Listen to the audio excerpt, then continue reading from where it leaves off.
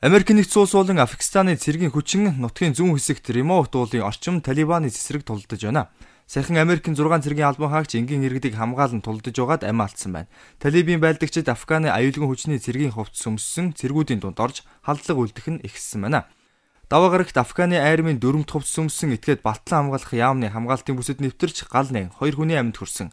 Бям гарагт мөн Афганы цэргийн дөрөмт хувцастай этгээд цэргийн бааз руу нэвтэрч бөмбөг тесэлснээр 6 Америк цэрэг амь алдсан. Баасан гарагт Кандагарын цагдаагийн дарга мөн Афганы дөрөмт хувцастай этгээд бөмбөгөнд өртөж амь алдсан. Албаны хүний мэдэгдэж байгаагаар амиа золиослолтод голдуу энгийн иргэд өртдөг байна. 2010 оны 3 дугаар сарын байдлаар Афганы 82 энгийн иргэн амиа алдаж гэмтэж бэрчсэн. Энэ оны 3 дугаар сарын байдлаар энэ тоо 353 төрсөн нь даруй 330% хүрээд байгаамаа. Гэсэн хэдиж Америкийн нэгдсэн улсын цэргийн удирдлагууд шантрах хэрэггүй. Байлдааны ажиллагаанд амжилт олж байгаа гэж цэргүүддээ сануусаар байгаамаа.